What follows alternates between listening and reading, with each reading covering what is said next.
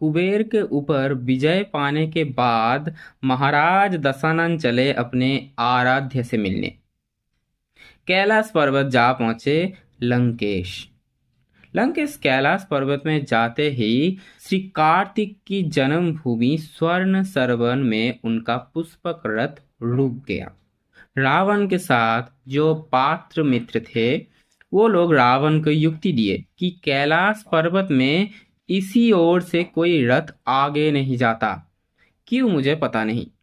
जब ये बातचीत चल रही थी, शिव का एक दूत आके पहुंचा रावण के पास। और वो दूत कौन था आप भी जानते हैं, मैं भी जानता हूँ। नमस्कारम। महादेव का वाहन और कैलाश की सिक्योरिटी गार्ड जो एक ही है, नंदी।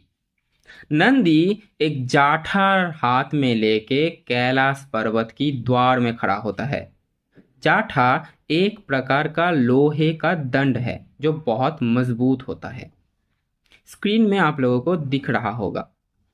नंदी आके रावण और उसकी पात्र मित्र को बोले कि कैलाश पर्वत में रथ मत चलाओ, इधर से कोई देवता दानव गंधर्व आगे नहीं जा पाता मेरे अनुमति के बिना।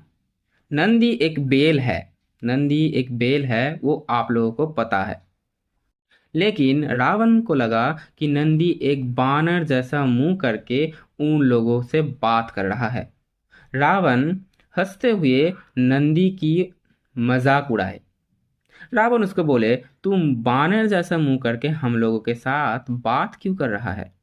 नंदी को ये अपमान लगा और वो अपमान था भी।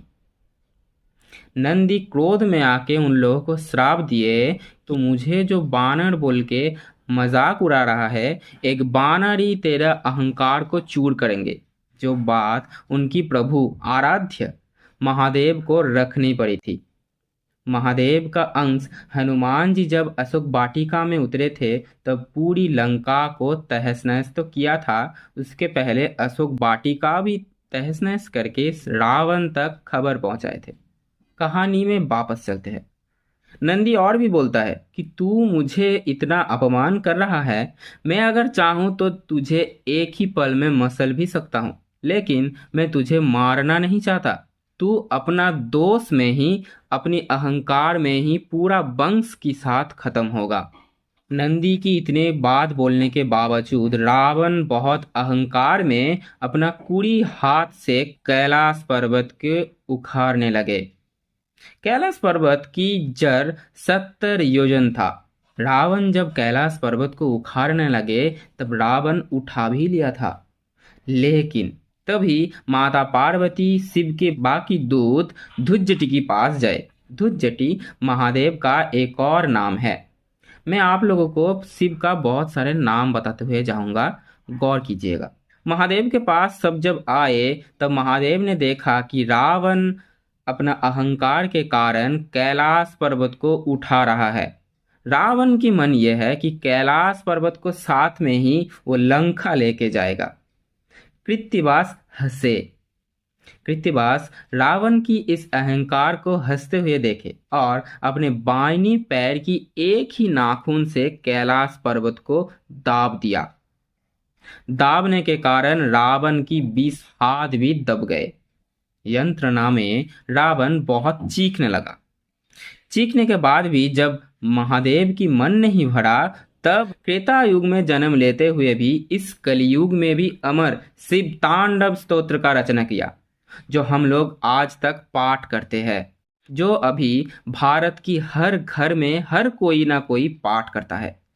रावण की 20 हाथ दबने हुए के बाद भी कैलाश पर्वत के इतने भार उठाते हुए बावजूद शिव तांडव स्तोत्र का रचना किया। इतनी पीड़ा होने के बाद भी एक ऐसा पंडित जो शिव तांडव स्तोत्र की रचना कर दे, वो तो भोले बाबा को खुशी कर देगा।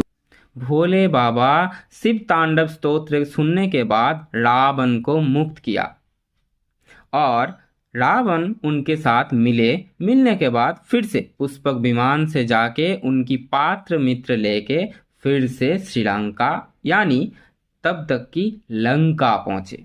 ये था हनुमान जी अशोक वाटिका में जाके क्यों इतना तहस नहस किया था। क्यों हनुमान जी रावण की लंका में जाके रावण की लंका को छाड़ खाड़ किया था। इसे लंका की छाड़ खाड़ नहीं कहते, इसे कहते हैं रावण की स्वाभिमान को तोड़ना। रावण फिर भी अहंकार के कारण यही बात बोले थे कि वो युद्ध ही कैसा जिसमें बर्बादी ना हो। रावण की अहंकार उनकी खुद की काल बना। ये सब बात कहानी माइथोलॉजी नहीं, ये सब हमारी हिस्ट्री है। इनसे हम लोगों को सीख लेनी चाहिए। इसीलिए पुराणों में इसका वर्णन किया गया है। कृत्यवसी रामायण से मैं ये सब तथ्य उठाया था आप लोगों तक पहुंचाने के लिए, क्योंकि आप लोगों तक पहुंचाने में मुझे फर्क पड़ता है। इसीलिए इस चैनल को सब्सक्राइब फॉलो कर लीजिए और वीडियो की एंडिंग में कमेंट करें जो मुझे एनकरेज करेगा। पुनर्दर्शन आए।